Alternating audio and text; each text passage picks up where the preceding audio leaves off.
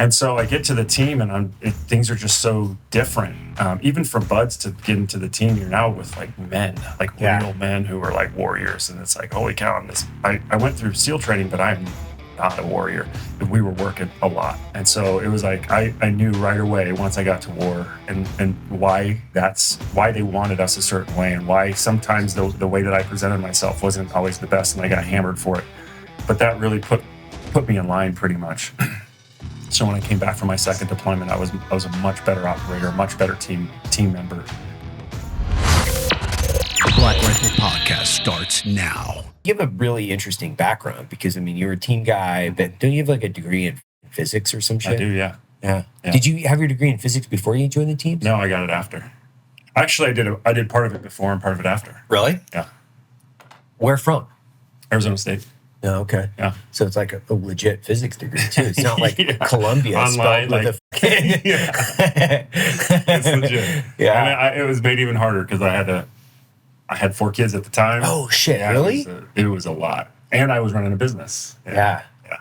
This is wild. You know, I tell people that all the time. Where I'm like, if I were smart, I would have gotten a physics degree, right? But I'm not.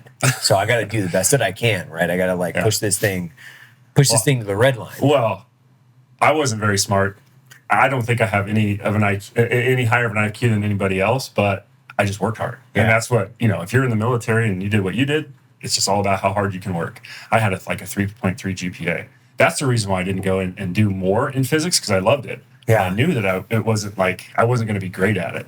I just worked my ass off. I love physics. Like I love it. Like it is so interesting to me, and it's such a mind bender depending on what you're looking at and how you unpack problems. Like it's like from just like a sheer curiosity.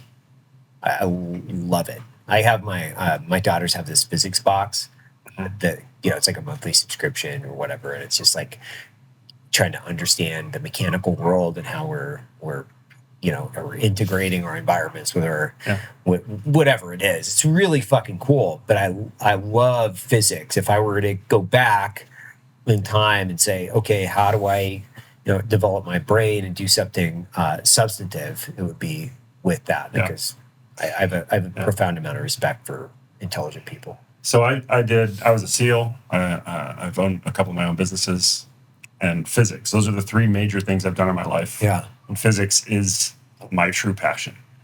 I'm not that good at it, but it's my true passion because it's so interesting to learn about how this universe works. So, yeah. Yeah. So did you have an interest in physics, obviously, before you joined the teams and then after? So why and how did this Well, it was kind of one of those things that built. I played sports in high school. I didn't care at all about school. But I had some success in math. And then when I went to college, and you got to figure out what you actually want to start doing. Right. I had some more success in math. I'm like, well, what can I do with math? And it turned out that I kind of stepped my way in. And as I started doing more classes in the field of engineering and math and physics, I just loved the physics class. I'm like, that's what I want to do. And that's how I knew. Yeah.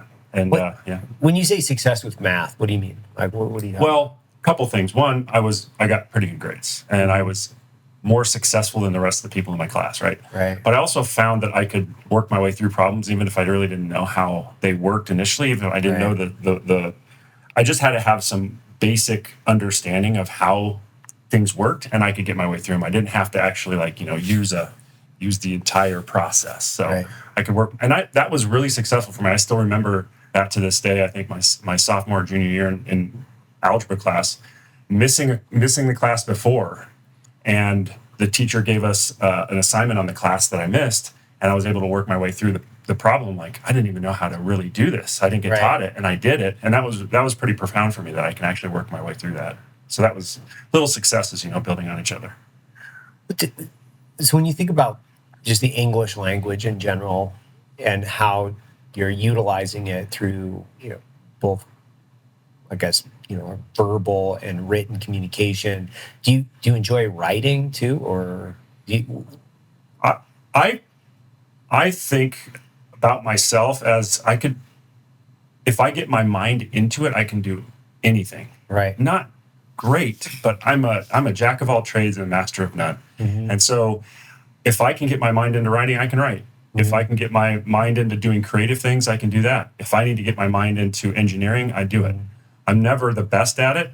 That's just something I know about myself, but I have this ability to do just about anything I need to get it done to a certain level, and then I'll bring an expert in once it's done to a level that, can keep, let's say, a company moving. Right. Yeah. Yeah. The English language frustrates me because like math is formulaic. Like, you can have some basic principles, and essentially if you're dealing with what I would say is like fact, like it's very somewhat binary, and a lot is definitely within business. There's right and there's wrong, and it's pretty easy. Whereas like the English language is not formulaic to a certain degree, depending on what you're spelling and what type of grammar, how you want to use it. You're not going to be able to do that unless you've had a ton of memorization. So you have to categorize the way that you're looking at information. You have to understand how to utilize it, and then what are the rules, which are somewhat a lot like math. But it's like some stuff you're like, yeah, but you've taken portions of Latin and French and fucking cobbled this thing together, where you're like, it pisses me off. Yeah. It's like unorthodox and a little bit chaotic, and I'm like, this is crazy. Like, who the fuck come in with this? Like, it really irritates me. Yeah. I picked, and I remember thinking this distinctly, I picked physics partly because it was black and white. Yeah. Because I knew that if I got it right, I was going to get credit for it. If I got it wrong, there was only me to blame. Right. Nowadays with language and, whatever it is, politics, there's always just all these shades of gray. And it's frustrating. It makes me really shy away from those things that I can't be absolute on. Like those opportunities, like being creative is hard because you don't know. I mean, for you guys have done this really well. But for us, how do you measure success in small chunks? Over a period of time, you can for sure, but that's hard. So that's why my company is much more focused, and it's part of the nature of the company too, but focused on engineering results, and that's just kind of my background too. Well, yeah, from a background perspective, you grew up in an engineering family, right? Pretty much. So kind of unpack that for the audience, I guess, like unpack kind of your background and like engineering, and kind of like what your last name is fairly significant. if you've been kicking around this world, you've heard your last name several times, and then why have people heard your last name, right? Yeah, so McMillan is the last name. My grandfather basically invented the fiberglass stock in he started on it in 1968, and really started a business in 1973. He had a lot of success early on because he was really he had spent his entire boyhood life and his young adult life shooting. So he was an expert at shooting, even when the military wasn't. I mean, these stories of Carlos Hathcock back in Vietnam when he was using a mod deuce to shoot guys at 2,000 yards or whatever it was. I can't remember the exact distance. But there was no real sniper rifles back then. They were kind of modified hunting rifles. So my grandfather not only developed a rifle stock that was different than anything else and specific for potentially sniper operations, but he helped the Marine Corps develop what's known as the modern sniper rifle, which is the M40A1. Yeah, he was an integral part of teaching them how to build a gun that could be used for that application. So how did those two things come together? Do you know the genesis story between your grandfather and the Marine Corps and the way that they the business connected? So as he built that business, it was pretty clear right away that his product was way better than anything else out there. Got it. And so they met the Marine Corps and all these other, he's worked with the FBI, the Navy SEALs, but they met early on and were like, hey, you have something that we've never seen. And then they realized that he was this, master gunsmith and gun builder, and he really understood all the components of it in a way that the military back then didn't really understand. And so they contracted, not only did they use his product, but they contracted with him to build that first sniper rifle. Well, do you know that the genesis story with him? It's like coming to this conclusion, this is the medium that I want to use, and why? So what was that? He worked at Motorola after he got out of the Air Force. He was a 20-year vet of the Air Force. But he was just, he was I don't want to say just, but he was a aircraft mechanic or aircraft flight crew guy. So That's cool. He wasn't even he wasn't even shooting, right? But he continued to shoot his whole life. And when he got out, he went to work for Motorola, and they were working on back then, hand laid up fiberglass was like kind of new stuff. And so he had never seen it. And so they were working on it. He's like, hey, I could take this and make a rifle stock out of it. And it would be awesome compared to, the old wood stuff, and plastic or whatever. And so he did. He worked on that for, like I said, I think about 5 years between 68 and 73. He worked on the dining room table.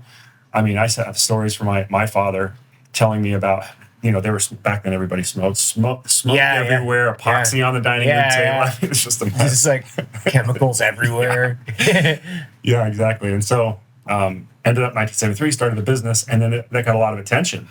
Initially, he really started it for the competition community. He wasn't really doing it for the military. He was doing it so he could shoot competitions. Got it. Because that was his thing. Yeah. But what the military saw is they saw that they could turn those competition rifles into something that the military could use. So it just, streamlined a little bit. And so he started working on that fiberglass stock and was able to develop a process around that. And his first few stocks were just for competition guys, but once he made a few and the military got a hold of it, they're like, hey, we need to really turn this into a sniper rifle stock. So that's what happened. Do you still have any of the original stocks? I don't personally. I think the company does. The company ended up selling. It's a whole separate story, but selling a couple of years ago. But there was a point in time when I worked there 12 years ago, 15 years ago, there was a lot of the old original 1975 rifle stocks like that were still out there. And so the Marine Corps, I guess you could call it, decommissioned these rifles. Yeah. And because they knew how significant they were, they'd offered to sell them back to us. Not all of them, but a portion of them, because they're collector items. And so they gave us, at that point in time, they must have given us 30 or 50 stocks back. Oh, that's cool. Yeah, so I think they probably kept a few, and then we kind of sold them as collector's items and built a few, 8541 rifles on that. And sold them as collector items and stuff. So I don't know what's still around, but at some point in time, definitely had some back in our hands. It was a cool time. So your grandfather started the company. Did your father work for the company as well? Yeah. So my grandfather started the company, 73. My grandfather was really an entrepreneur. He was starting companies and doing all kinds. He was one of the first people to really get into the night vision game on weapons. He had a scope company, had a rifle company. But anyways, was it all under the same umbrella, the same name, or were they different companies? Different companies. Huh. Yeah. So I think around the mid 80s, early 80s, about 10 years after they had opened, he had wanted my dad to run it, or they had made some agreement that my dad would run it. And he wanted to go off and do more stuff. He wasn't satisfied, I guess, just running a business. He wanted to go off and tinker and make scopes and make night vision and stuff, and that's what he did. So my dad took it over, I think it was 83, and ran it ever since. Really? Yeah. Does he still run it? No, my dad, he actually sold it. And this is part of the issue. I started Grayboe in 2014. My dad and I had some disagreements about where we wanted to go personally and stuff like that. At the end of the day, I ended up starting my own business, and he kept on with his business, and he ended up getting to the age where he wasn't sure what he wanted to do anymore, so he sold it. Okay. And so that's kind of how it has ended. So right at the moment, yeah. So when you started your own, what was the differentiating factor between what you were doing with your grandfather's company and then now your company? So what were the differences? So I really saw the manufacturing process technology was outdated. It's 50 years old. Okay. And so this hand laid up process is taking an inordinate amount of time to get stocks through. The demand was high, 6 months to a year lead times, and I thought that there was better ways to do it. And that's where the difference became. There was, when you're a business owner, you want to scale your business. You've scaled your business. You figured out a way to take something and make a lot of it. With fiberglass stocks, especially if you're making hand laid up stocks, you're not going to scale that thing. It's not going. You can never make it as big as it needs to be because you can only make so many, and there's so much labor involved. So I set out to do some things different and to figure out a way to mold stocks with the same quality, all the same attributes, but in a much quicker way, and we've done that. What's the main process then? Like, how do you speed up that process? Well, you have to take that whole hand laid up out of it, and you have to figure out another way to do it. And so there's still molds. It's still a molding process, but you do it with a different process, and we do it. It's actually proprietary, and there's really no standard term for it. We've come up with some internal terms, but it's closest to like a compression molding or a transfer molding process, which is a standard process, a relatively standard process in molding. Most people don't know what that is, but basically it's taking your raw material and you're pressing it into a mold at super high temperatures and super high pressures to form it under like high. It's like a forging almost. It's like a composite forging in a way, and so that takes a lot of effort and a lot of work, and so I would say 95% of the way perfected on that, because we've gone from where the old hand laid up process is like 8 man hours to get a stock through the process. One stock, 8 man hours. To we're down to less than 30 minutes. Oh, wow. Yeah. No, so that's like completely huge. Yeah, that's huge. Totally scalable. So I'll give you one more boring fact. Like it would take, so if you wanted to scale, let's say you're doing 10,000 rifle stocks a year and you wanted to scale that to 20,000, you wanted to double that. And then in an old process, you would have to probably add 30 or 40 more employees. With mine, you add 2 or 3. Okay. Because of, we've built a foundation of our engineering team, our production team, our admin team, all that. But to add the production piece of going from 10,000 to 20,000 to 30,000, you're talking 2 to 4 people every time you need to put another piece of equipment on the floor to increase by 10,000. Got it. You got 2, maybe 3 or 4 guys in support, but 2 guys working that machine and a couple other guys in support somewhere. So are you mainly making stocks for military competition, or is it, what we'll say is like comp, military, hunting? Like where do you primarily hunting? Primarily hunting. Okay. So that's where what we do and the material that we use and the process that we have, that's where it's most valuable. And hunting in our world is the big game too. Yeah. It's where all the volume is. So us trying to be more of a volume-based company, scalable company, hunting's where the volume's at. But do you hunt? I do, yeah. I don't get to hunt as much as I'd like, but I've definitely been on some hunts, and I don't know how, I'm sure you're a busy guy, but when you're busy, I hunt my ass off. So that's good. That's good. I usually end up, especially in like November when hunting season comes around. That's when our busiest time is at work. So. Well, I'm somewhat of an idiot because I picked up a bow a couple years ago, and it's just so stupid and it's fun, but it's just it's ridiculous. It's a string and a stick, but it's really fun. So it's like I like to think of myself as a projectile enthusiast because I'm just kind of like I like hitting targets with things moving relatively fast. But I still shoot. Quite a bit still. Like I don't just shoot my bow. I shoot like all kinds of weird things that I enjoy. Yeah. Do you shoot like competition or do you get into like the PRS stuff? Or? No, I don't personally shoot any of that. I'm if anything, I'm just a hunter. Yeah.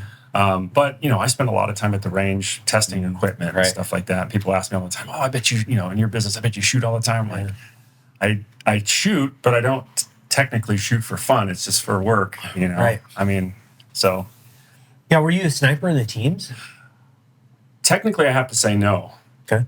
But I went on sniper operations. Right. I was issued all the weapons. And the reason for that is because I was in 2000, 9/11 hit in 2001, and we were like running around with our hair on fire, going to war and up training, right?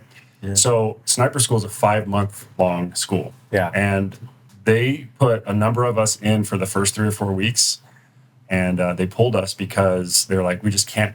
We got new guys coming in. Right. We need us being together. We know we're going to go back to Iraq or Afghanistan. we need to be together as a unit to train. We can't lose you guys for 5 months. So what they did was they basically paired us with another a sniper on the that was already at the team, and we just shadowed those guys, and that's how we learned. It's kind of like OJT sniper. Yeah. Oh, that's great. So so that was my second deployment. My first deployment, I guess you'd call me an assaulter, right? So I got a little bit of both, so that was good. What team were you in? Team 2. Team 2? Yeah. Okay. So you're an East Coast guy? East Coast. Yeah. And then what years were you in? 2000 to, I got out in December of 2006. So okay. It was almost 7 years. Right. Yeah. And then when you transitioned out, did you stay in the reserves at all, or did you just get out? Yeah, no, I got out. I was ready, you know, I didn't. How was that transition though? Like for you, like it was pretty easy. Was it? Yeah, it was pretty easy. I loved the military. I loved the teams. I loved everything we did. I loved the guys, but I just knew that, the military is like, your life is not your own, right? Like as an entrepreneur, as a business owner, government equipment. That's exactly right. Yeah. So I just knew, I'm like, okay, so if I re-enlist at 7 years, I'm going over 10. And if I'm going over 10, I'm going to 20. So it's like, okay, I have that choice to make. And so, but I've never been that type of person to really look back. I just keep looking forward. I work hard.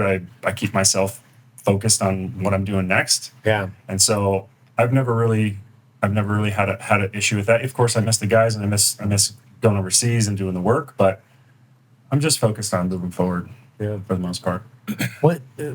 When you look back at your time in the teams, what are the high points that you kind of cherish? What are the things that you're like, I think, most proud of, that maybe the most prominent growth periods, whatever that might be? Like, what are those things? Yeah. The first platoon was such an interesting thing.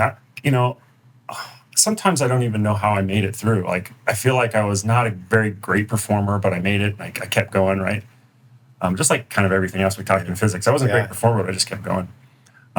It's a culture shock too. You're 20.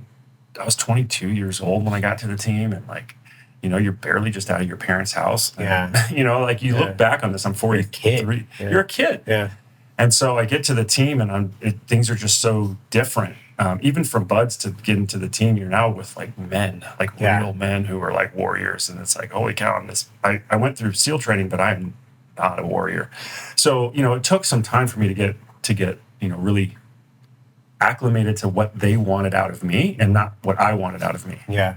And so it was a little bit of a tough first workup, because we were still, as new guys, all still figuring out how to be. Some guys got it right away, others didn't. I didn't.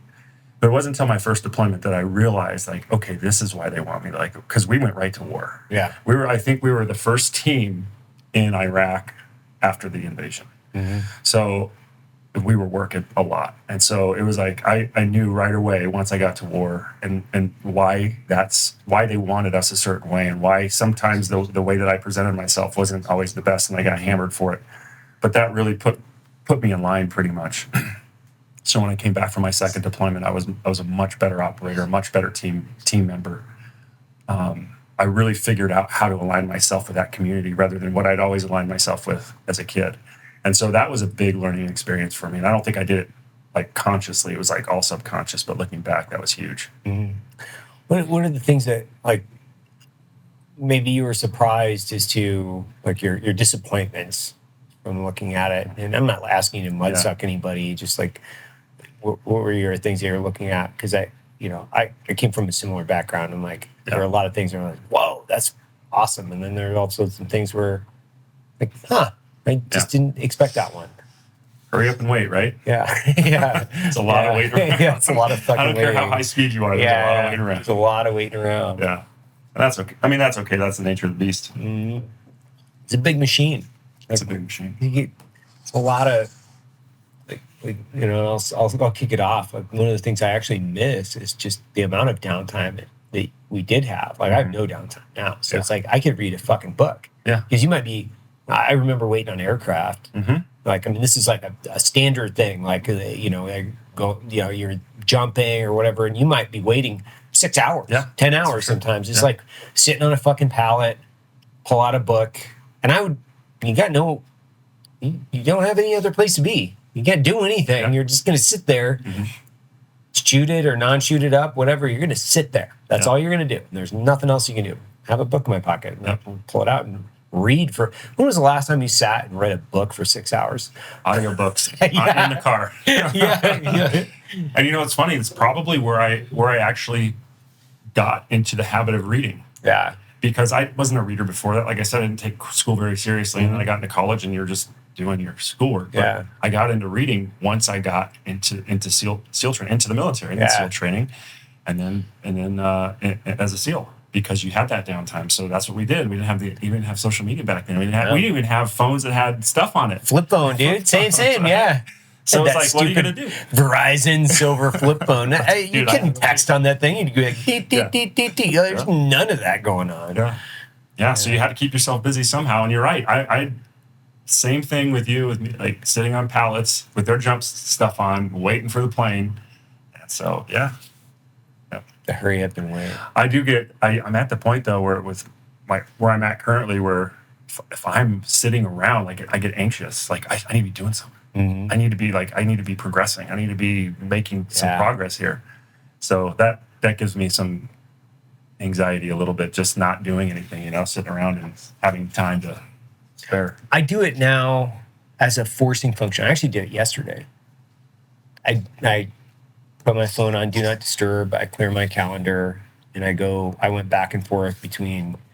I fucking hate saying this because it's so stupid. Like, these ice baths that everybody's like, Instagram fucking dorks like posing with this stuff. It's just so stupid. I've been doing it for years. Like, it's like, but I'll go back and forth. Like, I have an outdoor squat rack in my backyard that was like, like it's full.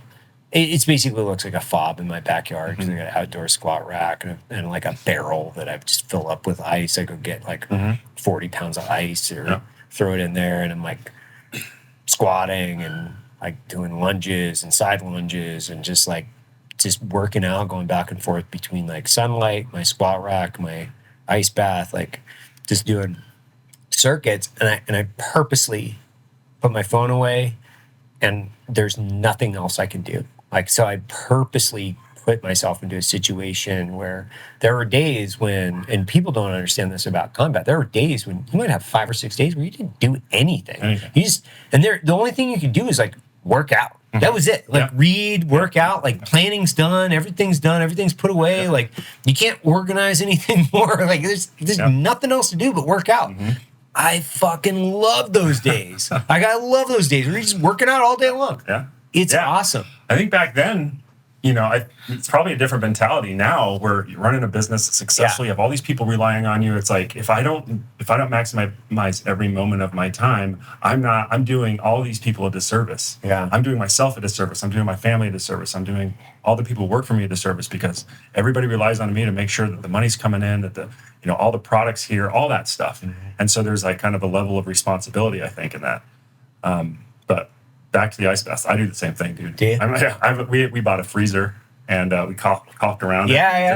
Now I get in it all the time, and so I'm in that part where I beat my body up a lot. Same. Not just with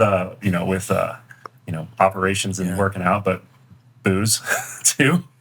So it's like trying to become a healthier guy and do the right things, and I've just felt like you see all these guys now talking about saunas and cold plunges and breathing, and you're like, this actually makes a lot of sense versus what the government's telling you should be doing. Yeah. And so I always like it when I have so many like funny things that I think about when it comes to the government, because people always think about the government and they're like, I was thinking about this the other day. It was like 9/11 is an inside job or whatever. And I heard this. I'm like, you guys understand? 23,000 people work at the CIA. And the NSA is even bigger. Like the government is like a big wooden ship. It's so leaky. There's no possible fucking reality that I live in where the CIA could fucking conduct and orchestrate that. There's no reality. You know why? Because I worked for them for fucking 10 years. you can't buy fucking toilet paper in that building without fucking 150 people knowing. So it's like this whole logistics of just like the planning and logistics involved in doing like a really complex fucking operation. If you understand the government, you understand the planning it takes. Because I've heard it a million times. I'm like, well, this is that. I'm like, dude, you got to understand.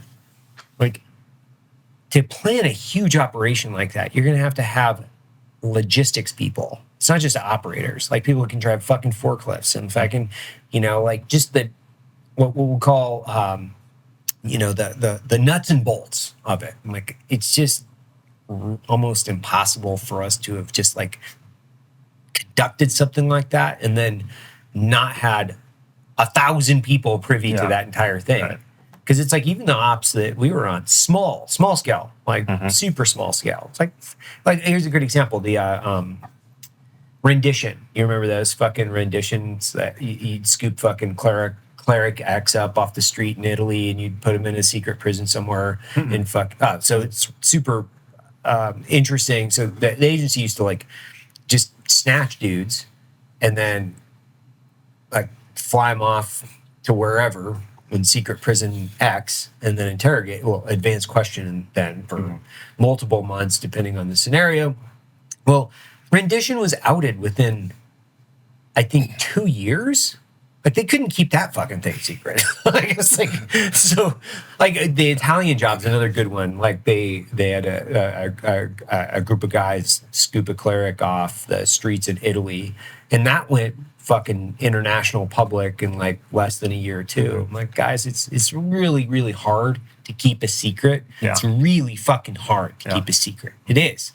I don't know why I was fucking ranting about that bullshit, but that's where I'm always like the impossibility of the government and they're like just like the people thinking that it's so sophisticated. They also have to understand there's a bunch of like lower level IQ bureaucrats that fucking have zero interest in being motivated at all. They're just like, if they show up every day and warm a fucking chair and collect their paycheck, that's what they do. Respond to that. Who the fuck knows how to do that? Yeah, well, that's the one thing. That's the one thing that I when you think that there's some kind of conspiracy theory going on, do you really think that's not going to leak out of a huge organization, that there's not one person in there that's going to be a whistleblower, like even with this, I don't know how far off topic we're going to go, but with this as far off as we want. What was it called, the ATIP thing with the this alien investigation? It's like, do you?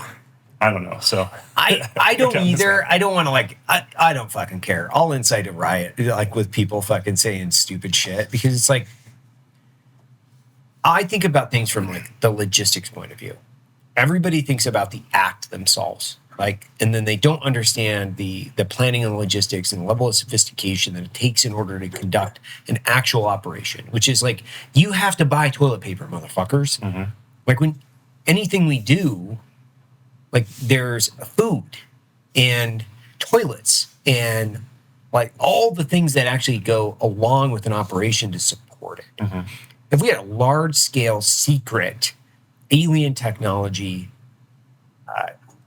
maybe not. That the amount of clandestine things that would have to happen just to support the infrastructure of these secret bases that have an alien technology associated with it, and people still have to clean the floors. Like, it's not like physicists are going to sit around and go, "Hey, we just finished up this batch of alien technology research. Now, hey Bob, why don't you head over there and scrub the shit out of the toilets?" Like, you gotta fucking scrub the toilets. And someone's got to make all these underground bases, right? That they're someone's like, they've got thousands of people. It's just like, Billy over here is like, he's digging a hole, and it's like, you telling me that guy's going to keep a secret, or that guy's going to like, he's got some top secret clearance? Come on. Like, my dad worked at Hanford, the nuclear power facility out in Yakima, and it's like, it's very big. Like, I think it's probably 1,000-acre complex. It's really, and they have $500,000 $1 million piece of machinery that they use one time, depending on where they're at and what they're doing, and then they basically just, it goes out to pasture. It's like left there. Everybody knows about this stuff, everybody in Washington, like anybody that's ever worked on the facility knows all about the we won't call it fraud, waste, and abuse, but it's like story after story after story about this stuff, and it's all localized around folklore associated with the facility, and it spreads out throughout the inland Northwest around anybody that's ever worked there. So then when you look at places like Area 51, is that right? 51, yeah. There would be all this support infrastructure folklore depending on who and how you have this facility.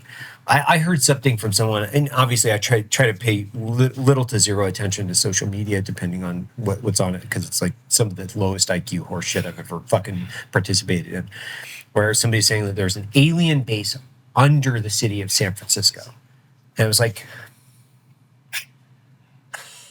there's just like, when you talk to these people, and I blame social media for this too, because you have a bunch of people that sound like they have, we'll call it grounded and logical faculties. And then they have a YouTube channel and they talk about flat earth and, alien-based technologies under the city of San Francisco, which, by the way, is logistically fucking impossible when you think about it. Like, why do we even have to placate stupid people? This is part of the whole reality that we live in, where like, you're a relatively smart guy, you have a physics degree.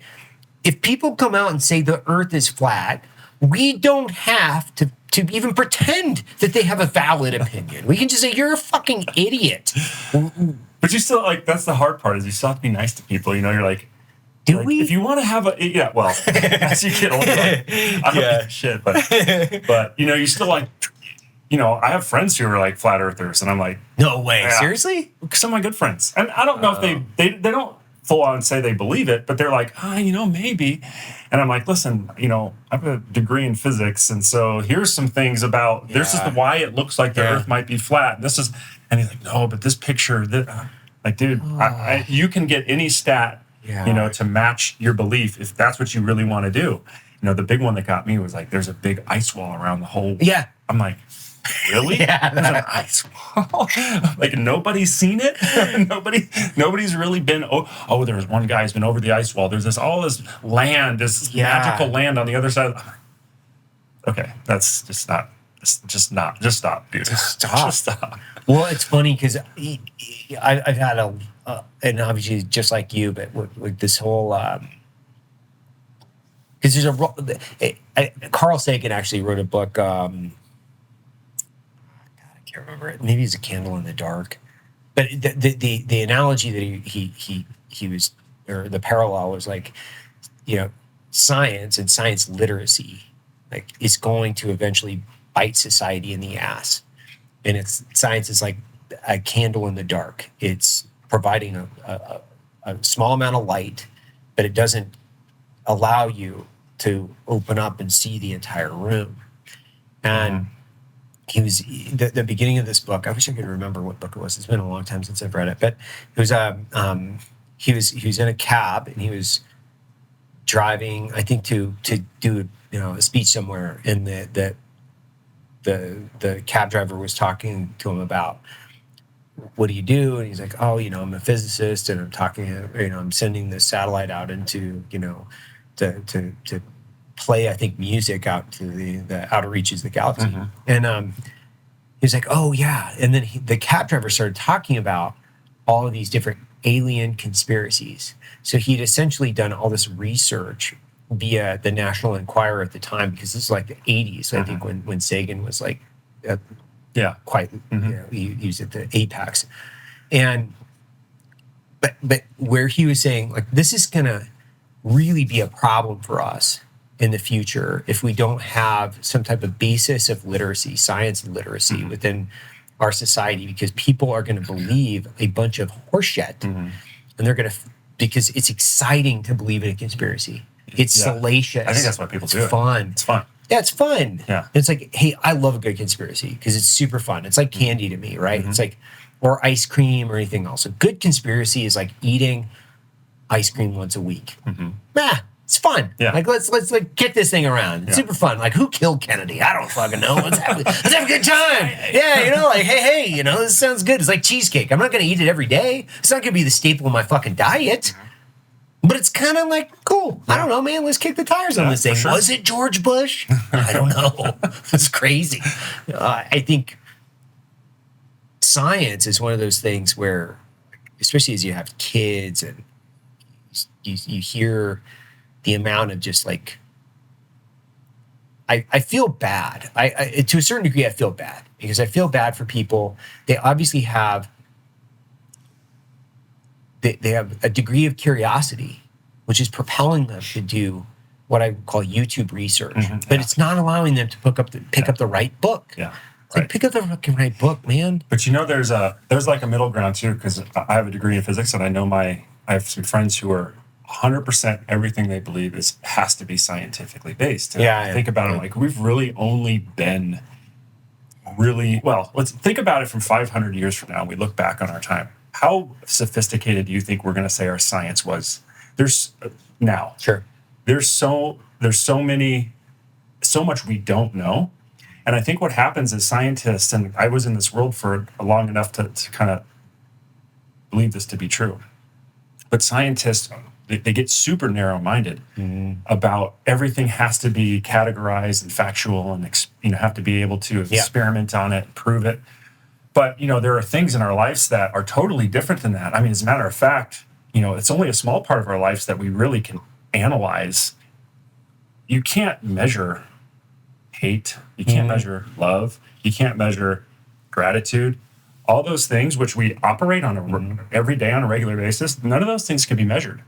So there's some in between. It's great to know science, but it's also great to know science's limitations and what we know right now versus everything that we do and that we have to do has to be based in science. Well, that's just not who we are. I mean, that's what makes us human, right? The things that we can't measure, our capacity to love people, our capacity to feel anger or hate.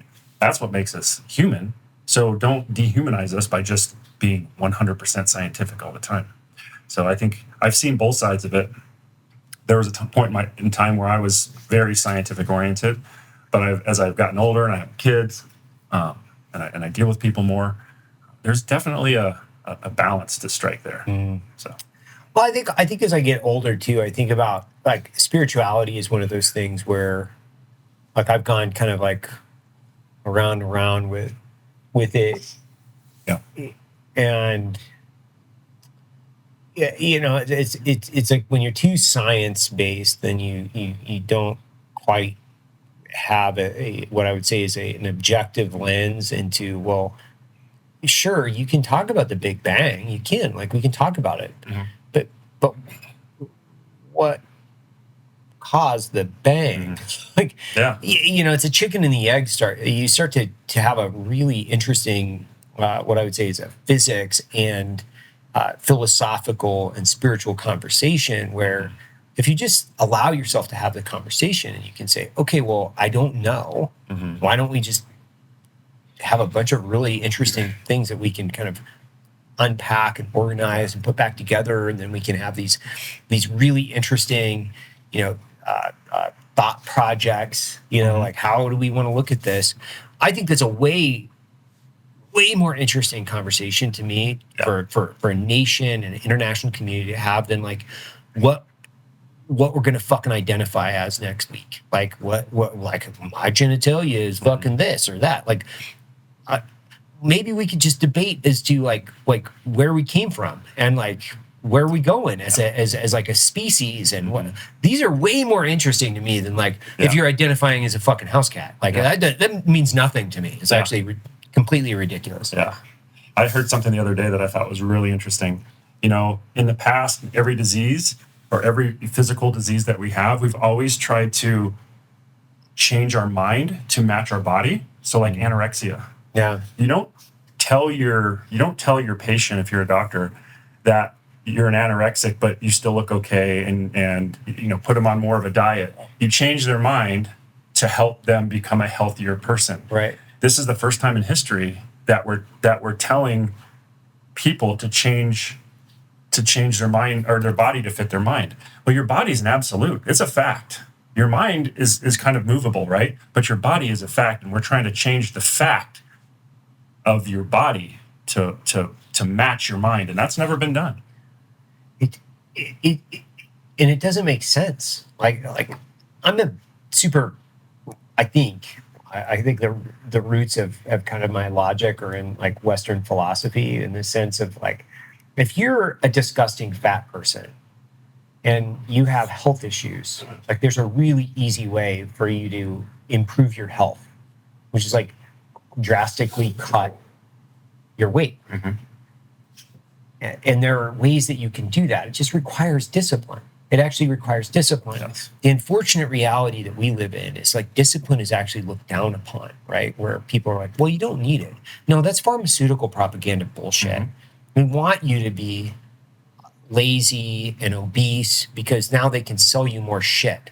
Like they want you to be a consuming flesh bag. That's what they want. They want you to consume more. So if you're going to buy into this, like, to be fair, what I would say is caloric corporate propaganda, you're essentially co-opting and buying into the narrative that you need to become the ultra consumer. Mm-hmm.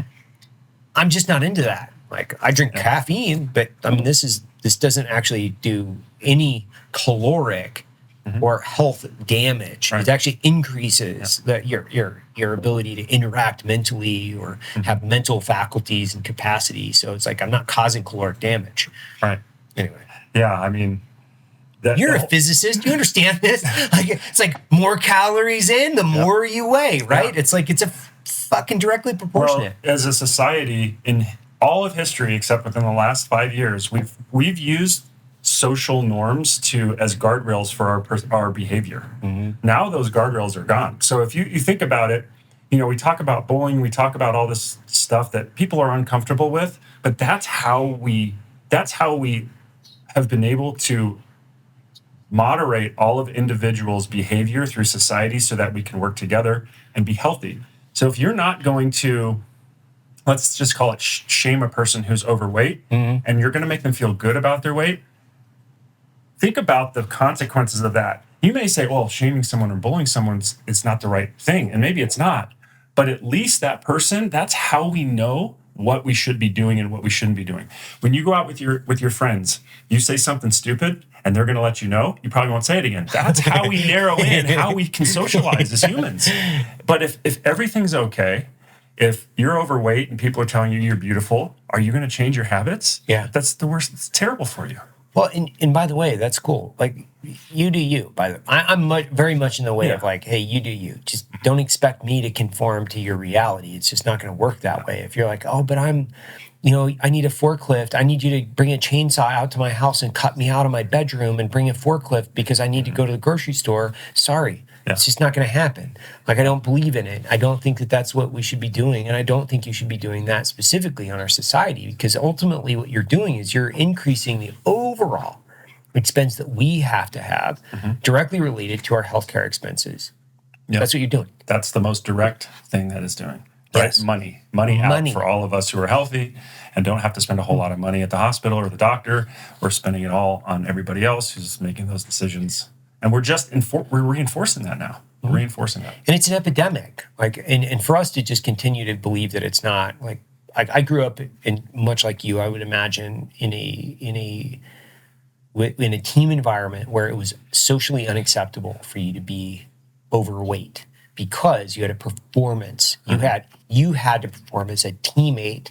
That physical performance, you had to go up, or you had to show up every day, regardless of your height, regardless of any and other all things. You had to be able to perform at a certain physical level. An increased weight without muscle mass would decrease your physical performance, which also makes you a liability to the team. That's what it's all about. That's what it's all about. Yeah. Being able to fit within that social group, whether it's a SEAL team or whatever, or just your friends, like, that's what we're going to miss, because now everything's okay and people are unhealthy and making bad decisions and changing their, mutilating themselves. And it's like, it was probably better when we looked a little bit sideways at people like that, so that, just because like what's happening is it's becoming acceptable, and then they go ahead and they do this life-changing, and they're too young to really understand the consequences, and they make these life-changing decisions at 10, 20, whatever it is, and their life will never be the same. How old are your kids? 12, 13, 15, and 17. Oh, so they're all a little bit older. Do you think back on your I guess team experience, and do you think that's helped you become a better parent? I don't know. I recently I've thought a lot about buds being so much more influential than I ever thought. The teams is hard to understand what it, how it affects me now, because a lot of what you learn is really ingrained in you in SEAL training. Right.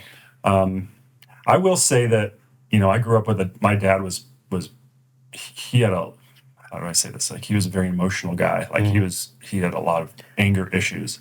So I tend Was he in the military? No, he wasn't. But I tend to be the opposite most of the time. Every once in a while, because I've worked really hard on trying to control that part of my life, like consciously control that. So that only comes out in extreme situations where it's like I revert back to my DNA. But most of the time, my wife is always like, you should probably punish them more than you do. You should probably be harder on them more than you do. I think it's just because I've been through a lot of that. My whole life, growing up, was in a really chaotic and kind of an extreme situation. And then buds and being a SEAL, it's chaos. It's going. You're stressed. You're scared. And then I just didn't want that for my kids, So I'm like, I'm kind of the other way. So which at times, like, I actually have to be very conscious about my discipline on them, because I let them get away with more than they should. Yeah. Are they public school, private school, homeschool? We homeschooled them so my daughter's a senior this year. She's my oldest. We homeschooled her until she was a sophomore. So her last, she was as a junior, she went into public school, and she'll be a senior and she'll graduate this year.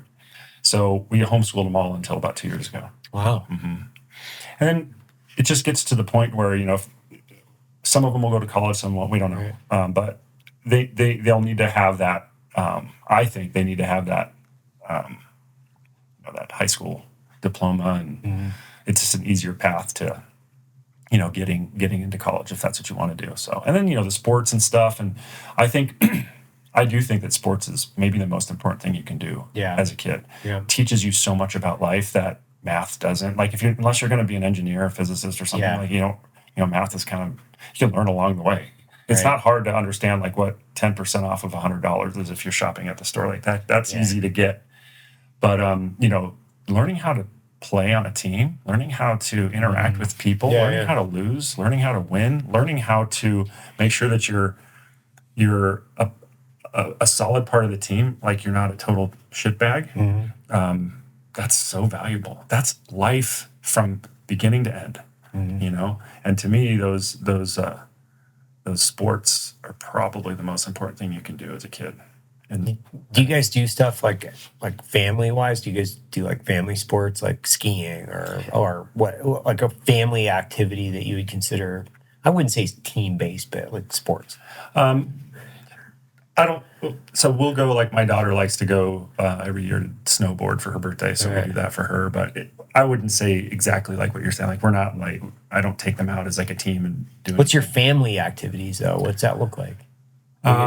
So we live on a little ranch, and my daughters, they barrel race. Oh, so we do, wow. So we have like horses. We have basically we have almost 30 animals on our ranch. What? Yeah. What kind of animals? So we have 3 horses. We have 2 donkeys. Technically, they're burros. What do you do with those things? Nothing. They just okay. They were kind of like our test pets before we got horses. We just wanted to we wanted something bigger than a dog, but less than a horse, to see if we were really going to do this. So we got them, and And then we have 2 pigs. We have a bunch of chickens. What else do we have? Are they meat pigs or pet pigs? They're pet pigs. Yeah. More kind of just entry into becoming more of like more self-sustainable type stuff. Yeah. And we bought these cats. They're supposed to be called barn cats. I don't know if you've heard that term, but they're supposed to be outside, like getting the rats and the mice and the snakes and whatever. Well, we have a lot of coyotes in Arizona, and so we live on the side of this little mountain. And so my kids got so attached to these cats, and then the coyotes would howl, and now they're indoor cats. but yeah, it's fun. It's fun, and the kids love it, and it's a cool thing to be. You guys got like solar panels and are like generator? Are you off grid? Are you? No, but I'm working towards that. Yeah, like I've been really kind of into that topic over the last few years. Yeah, especially since COVID of really being self-sustainable as much as I can. So we're looking for some other properties too to be able to do that, trying to do that as much as we can at our current property. So it's just a slow process. Well, how far away are you from your office? About 20 minutes. Oh, that's not bad. Yeah, and we're on the suburbs, but we're not really out in the middle of nowhere. Right. We just happened to find this community that was like all these like 2-acre properties, and it's cool. Yeah, so we still have a Target like a mile away. Yeah, that's great. Yeah. So when you're transitioning away from the family business into your business, and I mean, was that I'm just imagining, and I mean you can fill in the gaps for me, but I'm imagining there's a lot of like emotional issues that are going into that as you start to separate out of your grandfather's business, the business that you probably grew up in to a certain degree, and then you starting your own. Like, was that a challenge emotionally and psychologically? Yeah, I think the biggest challenge was my dad and we never really got along. Oh, never. Okay. I came back and I worked for the company after I got out because I just felt like I'm the 3rd generation. I need to at least give it a shot. So I did. And my dad, there were times where we got along better than others, but ultimately it really just didn't work out very well. So that was really a big catalyst to me, also, other than the stuff that I saw that I could do better, of me actually going to do something else.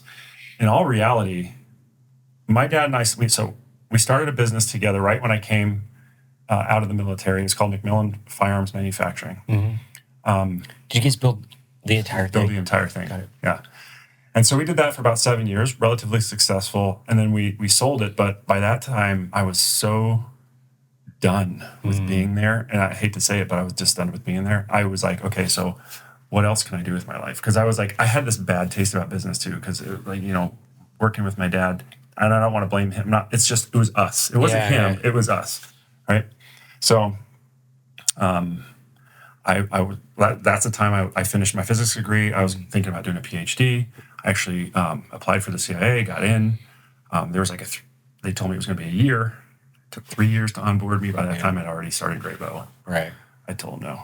But I had all these other opportunities that I had kind of put my hands in. And, but yeah, ultimately it just kind of the writing was on the wall after we sold that business. It was kind of like, that was like the clean break that we needed to say, okay, we're done with each other without actually having to say it. Right. So, I would have loved to have been able to continue that company on, but my dad, it was not clear like how much longer he wanted to be there. And so he was just running the business, and I couldn't handle being there anymore. So that's kind of what it turned out to be. Well, so when you stood up Grayboe, did you go to a totally different, city? Did you go to a different state, or did you stay basically the same spot and stand it up from? We actually did go to a different city, a place called Prescott in northern Arizona. Mm-hmm. So we went there. We operated out of there for maybe a year in the beginning, but the problem was, smaller population. We needed I was the one doing all the work, and I was driving up there every day. It was like an hour and a half, and it was just too much. So we ended up back in Phoenix because it was just the best thing for the business, for me personally, making sure I was at the, being able to make it to work every single day, because that's what was required. And then, just more people to fill the spots that we needed, because we're, we have employees. I mean, we need employees. We can't. How many employees do you guys have? We have anywhere between 20 and 25 right now at one time. And when you're fielding, unpack Grayboe for us and like try to like provide some clarity to exactly what you guys do and then the type of things that you're offering. Yeah. So we're a composite rifle stock company. The core material we make stuff out of, most people would understand it as like fiberglass or carbon fiber. We do it a little bit differently, but basically that's what it is. And we make rifle stocks, and rifle stocks are, to me, they're the most important part of the whole rifle, because that's what you hold, that's what you touch, that's what like gives it its personality. And so the rifle stock itself is, if you're in hunting, the key is to make it light as you can, but it's also got to be strong enough to withstand all the rigors of going out and doing the hunt. So it's a real engineering challenge. Right. And so that's what we do. That's what we specialize in, is making really high quality products. And we make them, most of them, we have some tactical stuff, but our hunting stuff, super lightweight, super adjustable, so cheap piece and like the pull and all that stuff. And it's got all the bells and whistles. Most of our stocks have M-locks on them or some kind of attachments. And we make them really inexpensive because, like I said before, 8 man-hours a stock to now 30 minutes a stock. We can have them available, and we can make them for really inexpensive. So have you teamed up with like barrel and action manufacturers, or is it mainly like you're directly connected to the customer and you're shipping them out to them? Kind of all of the above. Okay. So our biggest customers are, the big rifle companies. We sell to Winchester. We sold to Remington before they went bankrupt. Bergara, CVA, Springfield. We just launched a stock with Springfield. And then we've got two or three other companies that we're going to launch product with this year. So our big volume, and we're one of the few companies that can do the volume that these bigger companies require. So they only have a couple options. So those are our high volume stuff, but we also do direct B2C. We have an online store that we sell. A lot of people don't realize this, but you can literally take your stock off of your hunting rifle with 2 screws and replace it with ours with the same 2 screws. Super, super easy. So we have a lot of that. And then, the in-betweens, like the small gun builders, there's dealers out there. So we have a lot of different avenues for revenue. So. And I know the answer to this, but I think it would be more advantageous for you to explain it, because when you look at, bedding, right? So unpack that for a little bit so people understand like what that means, and like, because people ask me this question all the time, like, it's glass bed or whatever. I'm like, okay, but do you even know what the fuck that means? Because I tend to believe most people don't. Yeah. So a lot of what people talk about today, whether it's aluminum pillars or glass bedding, a lot of that is carryover from a lot of older marketing from like the big companies like Remington, let's say, or aluminum bedding blocks. So bedding itself is basically taking an action like a Remington 700, where it's mass produced and it's not super concentric, and you take that action, and when you put it in a stock that's also not perfect, you get all these, you don't have a perfect match. So what you need is some kind of compound to take up that stress, because when you actually screw the screws in and you've got, let's say, play in there, as you tighten them, you now stretch and stress the action, which causes accuracy issues. But as technology has gotten better, as like our stocks, they're made in a different way so that that we're much more consistent. The place that houses the action is much more consistent and much more accurate than any previous fiberglass stock. And action makers nowadays are getting better with their concentricity and their machining specs. We get to the point now where very little benefit in bedding your rifle. Now you still can, the stock's fully capable of being bed. Sure. But because those two match so much better now than they did, let's say, 40 years ago, when bedding was a huge thing, and you're seeing less and less of it. So what do you think, like from an action perspective, like in your opinion, who's making the best hunting action right now? Well, there's a bunch of companies making actions now. Defiance makes a great action. There's a company called Zermatt that's making good stuff. Impact's making great actions. Lone Peak is making great actions. There's so many of them out there, and I would say 20, 30 years ago, all that stuff was really hard, but there's so much technology and manufacturing now that like to hold the tolerances that you need to get a really concentric action or to have the technology you need to mold rifle stocks.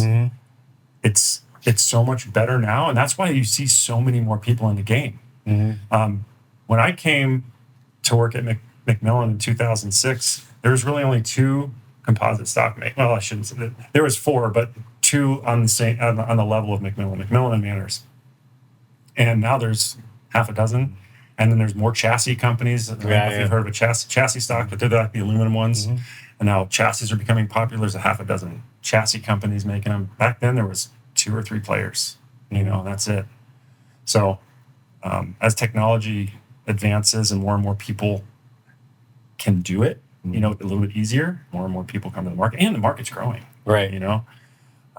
We saw in 2021 after COVID and the riots, that was the biggest year for new buyers. Right. I think over 1 million or a couple million new gun owners. Huge increase. So that just requires or enables people to get into the business because there's more there. Right. But how long? Well, one, who's McMillan owned by now? Like, who bought him? I'm not sure. So the guy's name's Bob Beck. Bob Beck. I don't know his company. I don't know his company's name. Maybe he's got a holding. Oh, I was thinking they own multiple, like people own multiple different brands underneath one. He does. Oh, he does. Okay. He does. He had his company bought Defiance. Yeah.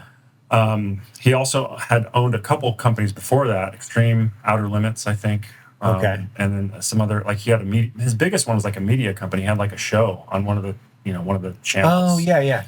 And so that's how he really kind of got his fame and probably his revenue. And then anyway, he had a couple companies, and then he's just decided to buy a couple more. I don't know what the company's name is. Sure, He's got all these little companies that he owns now. Yeah. So. And do you have because it's your name, obviously, and you're in the business. Like, is there ever a conflict based on the fact that you're also in the business and it's your name? And well, people do. It's a benefit for me. Okay. Because when people see the name of my name, like if our About Us page, like they associate that with McMillan. So we've tried to do the best we could of telling people that we're not like affiliated with them, but people are going to make the association. They are. And so and it's been a benefit for us for sure. They think that because I'm an heir of the company that I already know exactly what I'm doing. Right. So it's been great. Yeah, that's great. So that's awesome. But as far as a conflict, if there is, and it's still some people think we're like a subsidiary of McMillan or something, but it's okay. We just keep pushing on, and the longer that the more we build our brand, and the more that we separate ourselves naturally from them, the less and less people think that. Yeah, where does the name come from? My 2 sons, Gray and Bo. Okay, there we go. Yeah. And the People's Rifle Stock, why? What? Because of like availability, or so when I started the company, one of the big things that we wanted to do was we wanted to make rifle stocks or composite rifle stocks accessible to just the average person. Like when I say that, like the guy who's the middle income family, most of the guys who are actually doing the hunting, and McMillan stocks are expensive. Yeah, and so they take a lot. Like that's the whole thing, right? It's like time and expense. Yeah. And so we wanted to eliminate those 2 things. And I'm kind of one of these guys who I need to let it sink in for a long time because I can get bored with things. I might get bored with that. Yeah. With that saying. Yeah. So for 5 years or so, we didn't have any slogan. Right. And my social media guy just came up with he just has all these really cool sayings that he just spits out all the time. And that one just stuck. We're like, People's Rifle Stock. It's kind of like common, but at the same time, it's common enough that people get it already. They don't have to think through it very hard. Right. But the fact that we have People's Rifle Stock, I think we've had so many people now that we've adopted that say, dude, I love what you guys stand for. I love that it's the People's Rifle Stock, that you have, just the whole thing that we're doing, and, very America centric. We love this country, patriots. People love our About Us page. That we've had people call in and say, hey, I'm not even in the market for a rifle stock, but I read your About Us page and I'm totally on board with what you guys stand for. I'm buying a stock. So that's cool. That's when you're doing something right. So do you only want to do rifle stocks, or do you want to expand into like full rifles eventually? Well, I don't think we'll expand into full rifles. I do like the accessory. So what our true core competency at its core is molding. We're a good molding company. Got it. So we can mold just about, and a rifle stock is a complex shape, super complex. Yeah. So we've really had to work hard to be able to mold these complex shape. And like I said, it's our own proprietary process. Nobody else does it like we do. So that can transfer into other things. I don't know what it is yet. I love this industry. I want to keep pressing as hard as I can on this industry. But ultimately, when we think about the business as in the future of the business, we can mold anything. Right. We're still focused on rifle stocks, and we're focused on other things that are close to rifle stocks, shotgun stocks, lever action stocks, right. Maybe some AR components. But at some point, we'll continue to expand, I'm sure, and we'll see where it goes. I don't know yet. What are you excited about though? Like what's like when your feet hit the floor in the morning? Like what's firing you up about Grayboe? Like sometimes I ask myself that too, because I love it, but actually pinpointing something is hard. Yeah. Which I think maybe that means I just love the process. Right. I just love being there every day. I love every day making a little bit of progress. I say this to myself all the time, and it's true. Like, I could be happy doing just about anything as long as I'm moving forward. Right. I just happen to have the opportunity to be in this industry and to do this. And I love molding. Molding's so cool. Most people are like I could bore you to tears with molding. But to me, it's cool because it's hard. It's a huge barrier to entry to figure out how to do it.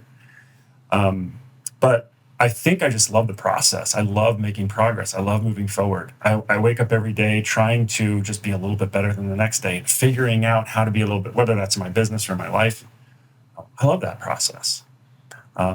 So that's what gets me excited. And I love the business. I love everything about it, but it's not like there's one solid thing. Yeah. I want to make this much money, or I want to have this kind of brand. I don't really know. It's going to go where it goes. I'm just having fun every day trying to build it. And to me, I don't know if that's a sexy answer. It's probably not, but it's one of those where it's like, I think that's what it is. I think just every day there's not a single day in 10 years, there's not a single day I got up and go, I don't want to go to work. Not one. Even when it's the most stressful, and you know this, there's some really stressful times in business. Yeah. Seasons of extreme stress. But every single day, even during that, I'm like, I want to go to work. It's even almost more so because I got to get to the end of this. I got to get to the end of this because I see something better on the other side, but I got to get through this right now. So I love what I do, man. I really do. I love what I do. I love working with people. I love that every day is a little different. I love that I've got a new challenge. Sometimes it's marketing.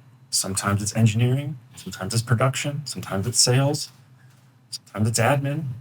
But every day there's another challenge, and it keeps me not bored, Yeah. Do you think, like, as you start to look at just the business and you think about it, like, what are the things in the business though that you really like, that you're truly drawn to? I mean, everybody, every founder, CEO is different. Some are. I'm really, some of the guys are like, I really am into finance or sales or whatever. Like, what's your thing that you really like more than the rest of it? I would say if I had to pick one, it would be engineering and R&D. The process of developing new products, getting those products through because we actually have quite an extensive process to get a product to market.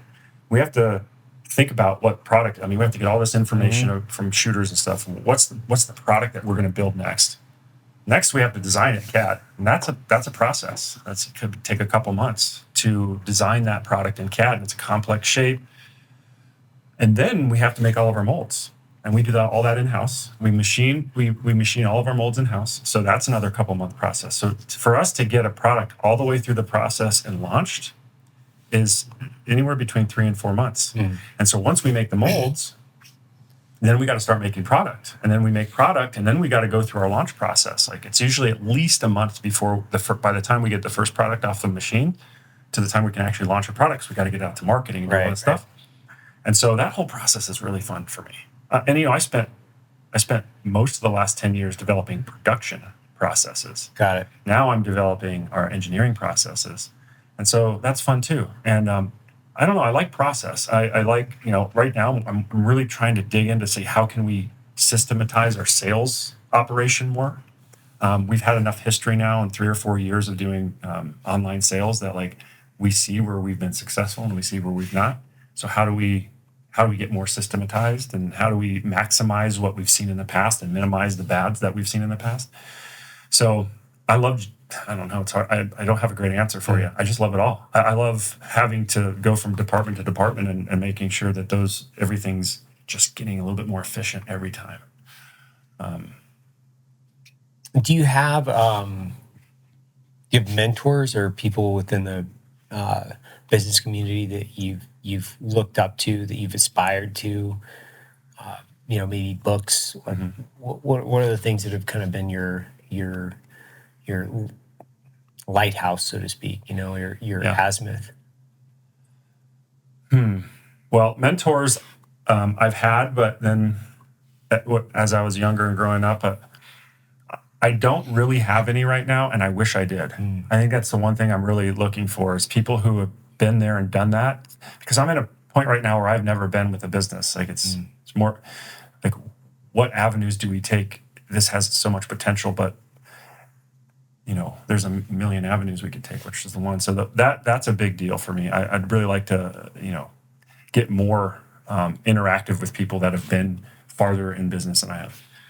But as far as, books and stuff, Atlas Shrugged is a big one for me. I read it over and over and over. Mm-hmm. Yeah. And so I always say this to my kids too. I say there's 2 books you have to read: Atlas Shrugged and the Bible. And when there's a conflict or a contradiction, refer to the Bible, because there are some. But Atlas Shrugged and it is a lighthouse for me.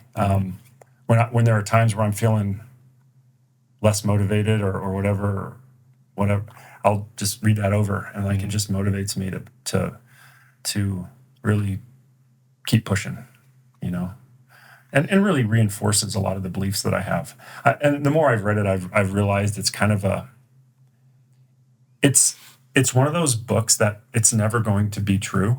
It's never going to be, because people don't act like that. Right. But it's something to strive for. Mm-hmm. It's like it's something to look at and go, let's try to get there. That's a goal that's unattainable, but let's try to get there.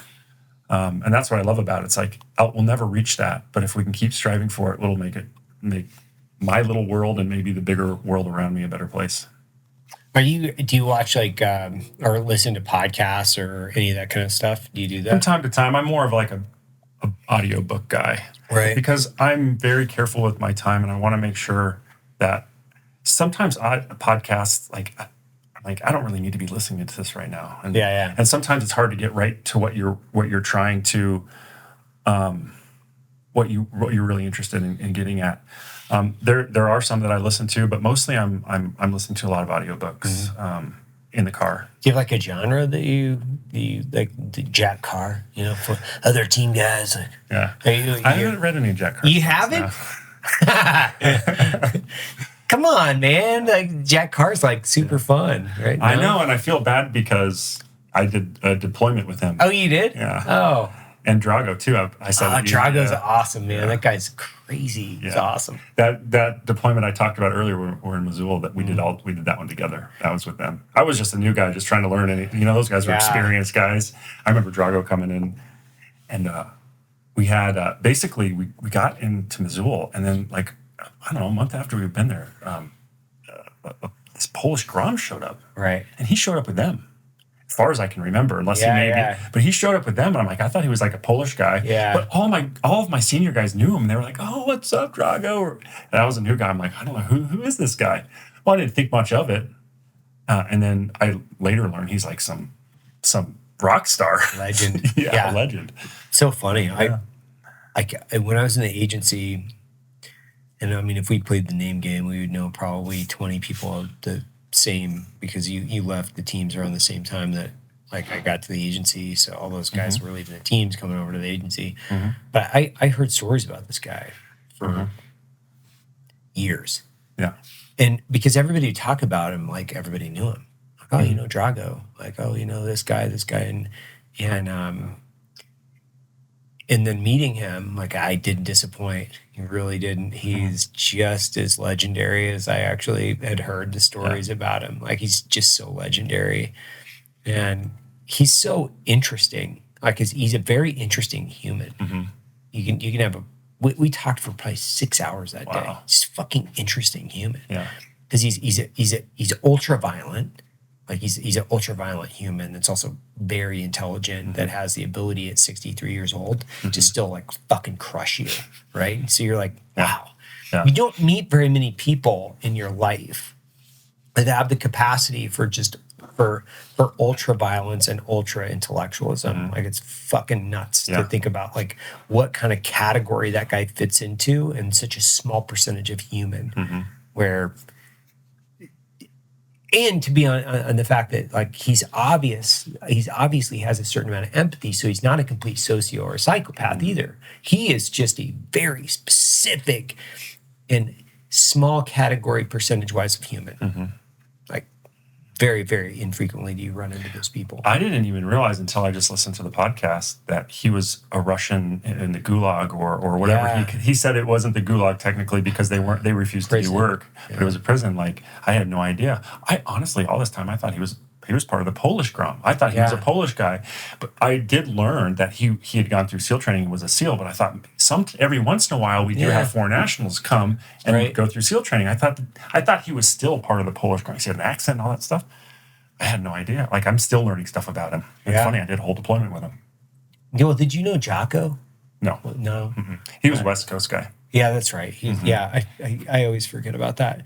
Well, I saw you guys did an Origin stock. Oh, we did. Yeah. I saw that. Like, how long ago was that? I think that was in June. Okay. Yeah, they were really looking hard to get into the hunting market. Yeah. So I forget how we connected with them, but we ended up connecting with them, and we were launching one of our big stocks at that time, and they wanted to launch their camo into the hunting market. Yeah. And so, because we could do hydro dip and all this stuff. So anyway, we launched it together. It was a really cool opportunity, and we're probably still going to keep doing stuff with them. Yeah. But yeah, that was awesome. But I didn't end up even getting to meet Jocko or anything. I just dealt with another guy named Travis. Great company, good guys. Yeah. Good marketing team, everything. So I know him real well. Do you know that other dude, Mr. Ballin? He's got a big YouTube. You know him? No. I've just heard. I know. I've seen his YouTubes and stuff. He's a team guy too, right? Like, it's so cool to me, man. Like, I was having this conversation with somebody the other day. I was like, man, I love seeing vets and guys from the community fucking crush it. Like, I love seeing it. I just think, dude, like, I've thought about that a lot. Like, why are there so many successful, like, special operations guys and SEALs? And I think it's just because I think we just know how to keep working. I think that's the attrition rate of, like, business owners and people. They just quit too soon. Like, and we just have been able to be lucky enough in our lives to have an opportunity where we were motivated to do something that we didn't quit. Now it's kind of part of our DNA. It is. I came back recently to Band of Brothers, the Stephen Ambrose book that the series was based on. And I've been listening to that for the last, like, I don't know, month probably, because I'll listen like 20 minutes here or half hour there, like, and like kind of back and forth. And it's interesting because they go into their post-service life, and a huge percentage of those guys were really successful. And there's something about, I think, wanting to be in a special unit, right? You want to be with the best. You want to put yourself through a selection, not only that, then you want to put yourself through multiple different selections to see what you're made of. And then post-service, a lot of those guys were extremely successful people. A lot of those guys went into teaching. Yeah. There were a ton of educators within that, the guys that came back. Construction educators. I was fascinated by a couple of the guys continued on with their military career. One of the guys, which was fucking mind-blowing to me, he did 3 combat jumps in World War II with the 101st. He did another combat jump in Korea, and then he also was at Dien Bien Phu with the French in Vietnam. And he got out, but he did 20 plus years in the military. He was one of the only people that had like 6 combat jumps. And they don't even make a thing for that, right? It's like 6 combat jumps or whatever. And the guy got out, he transitioned, went to work doing a job somewhere else. Like he had a whole other life after his military career. And sometimes I want to have a conversation with my peer group around like, because I have this conversation with myself. Like I'm my own senior NCO most of the time where I'm like, you need to get the fuck up and you need to suck it up. One of the most important things that I think I took away from service was like, suck it the fuck up. You just do it. Yeah. Like, and I have that conversation with myself literally every day. Suck it the fuck up. Who can take the most pain? Yeah. Who can withstand the most pain for the longest? Yeah. That's And what it's it like, comes to. keep putting one foot in front of the other. Because, and then some of our special operations peer group, like they need to be their own senior NCO, and they need to also have that conversation with themselves. And they need to suck it the fuck up. Like the amount of like bullshit excuses guys fucking hear. I'm like, when I hear it, I'm like, dude, if I was your senior NCO and you were telling me that, I would demolish you. Like I would say, get your 2-quart, meet me outside. Like that's what I would do. Because I would just smash you. I would put you into fucking moon dust for the stuff that the excuses you're providing yourself. That's the exact what we're talking about right now is the exact opposite. Most of our society is raising our kids, right? And what's making us successful is all those difficult times that we went through, all the pain that we went through, because pain that's where all the learning lessons are, right? But there's no pain anymore. It's just we have such an abundance now. I ran across this saying. It's a Bible verse, but it also applies to life. But deny yourself. In 1 Corinthians, Jesus talks about denying yourself and picking up your cross. But you think about that, deny yourself. Nobody denies himself. We have so much at our fingertips, whether it's food or access to getting your freaking genitals chopped out. I mean, nobody. Now we're playing in a game now where we have to step back. It's like it's a game of making sure that you don't indulge in everything because there's so much. And I think that's maybe a key going forward is like you don't have to eat everything on your plate. You don't have to. I don't know. You just don't have to take part in everything that society gives you. Put yourself in uncomfortable situations.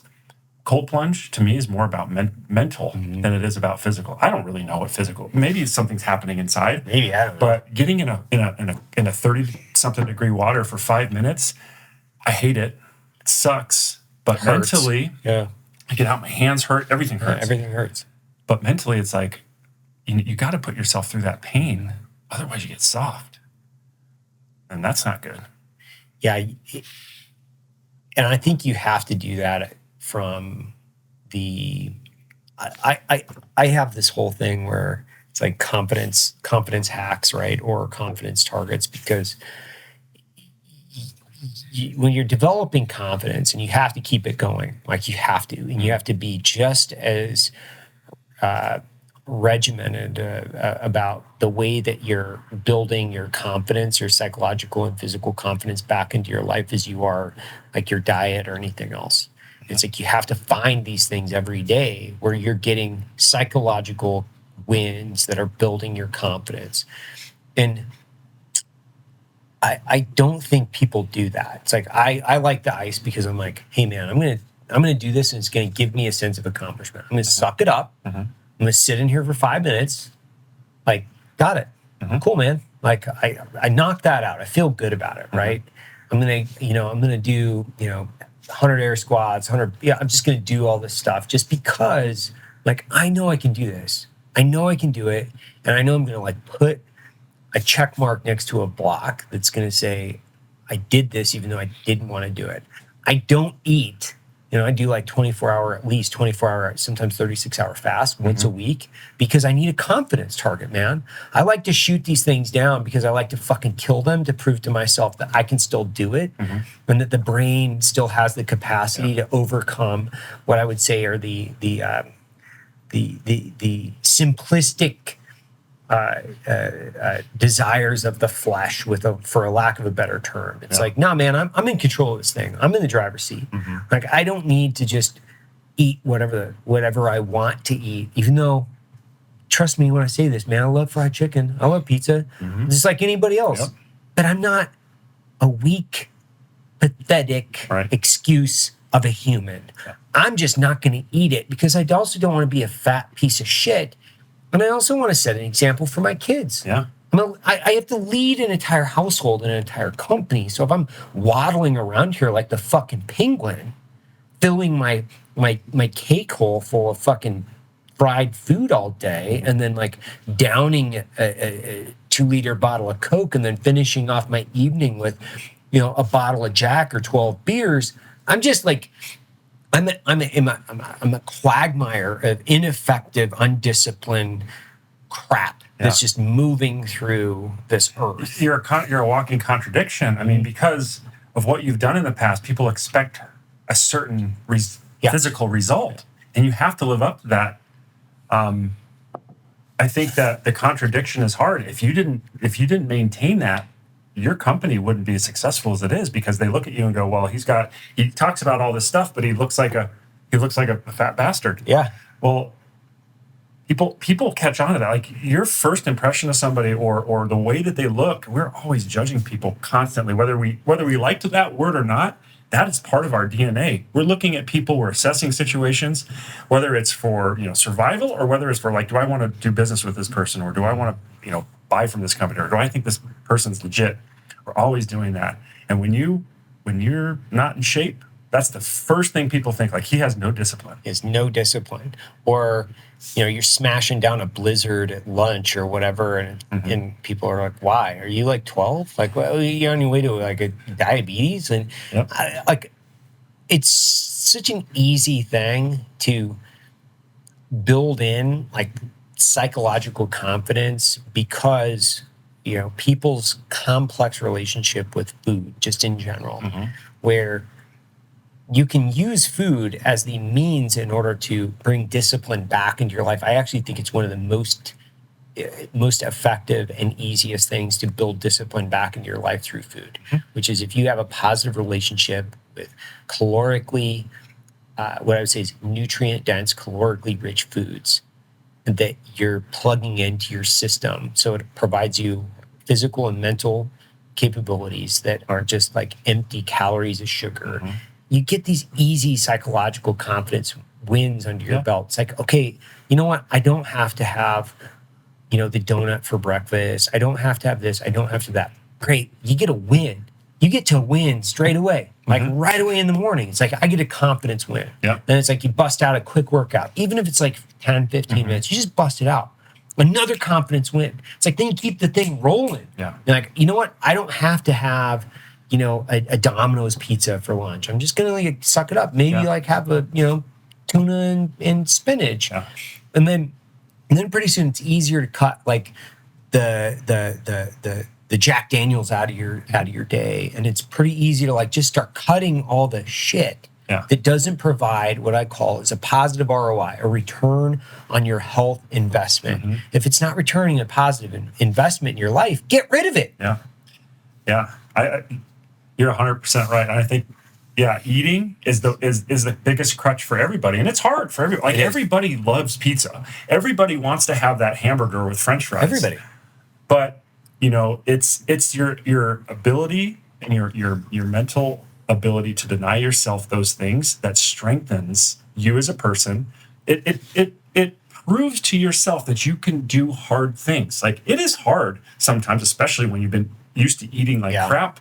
It's hard to deny yourself that pizza when everybody else is eating pizza. But once you do that, you do it a couple times and you get those wins, then it's like you're confident. Like, I don't need it. I'm not even craving it. I don't even crave it anymore. I can go this whole meal without eating. I love it. I love walking into a room where everybody's like eating pizza or whatever, and they're like, "You want to eat?" I'm like, "No, I'm good."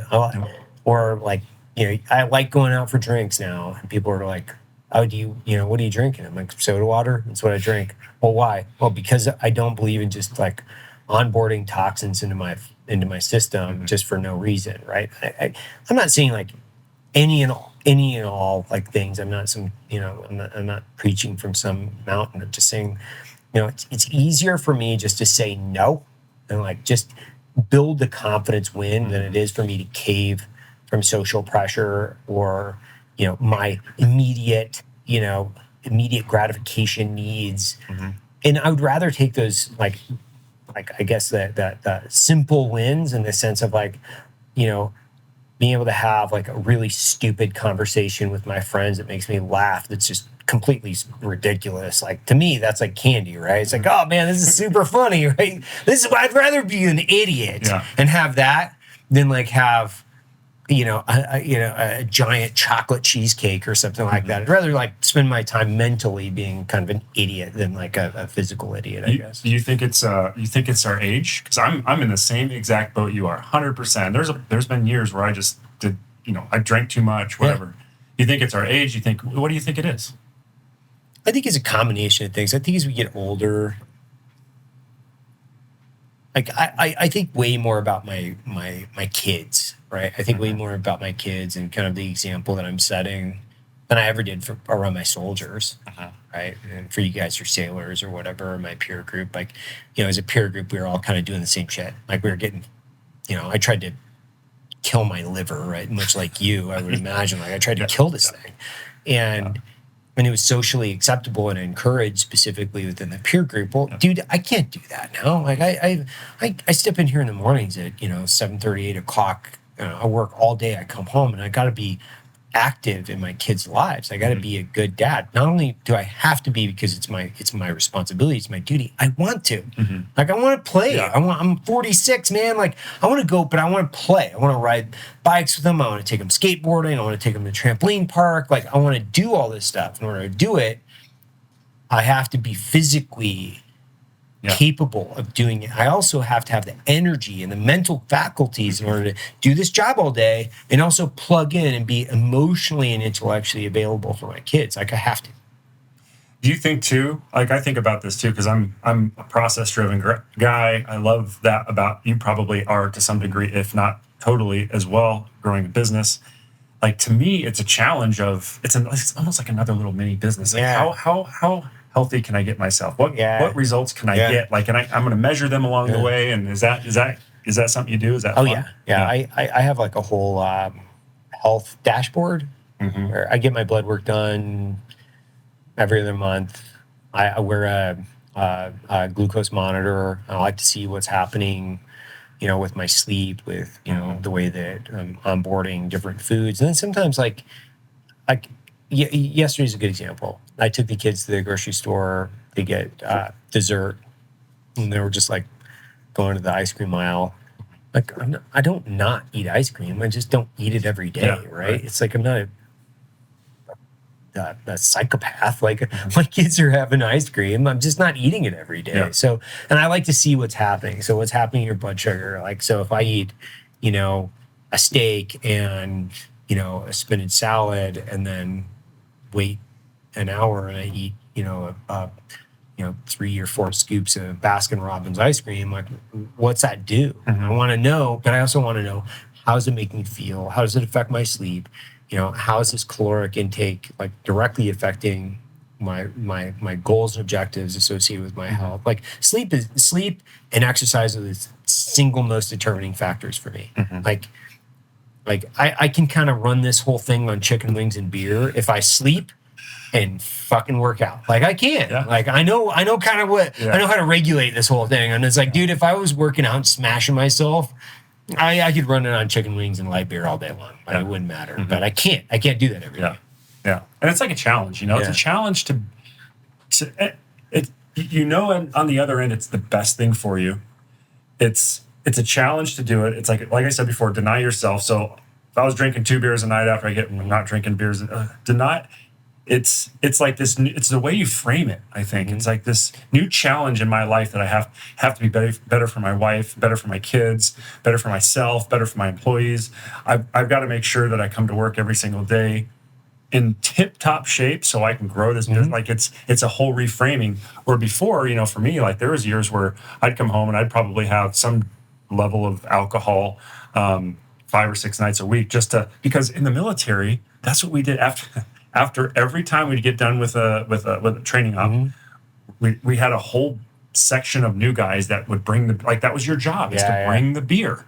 So it became psychologically ingrained in my brain that after I was done with work, we would drink beer. That's what happened every day in the military. So when I got out of the military, I just continued that, not even thinking almost it was like probably make excuses for myself saying, oh, it's what cuts off my work day from my play day. It's this psychological cut. It wasn't even really what it did for me.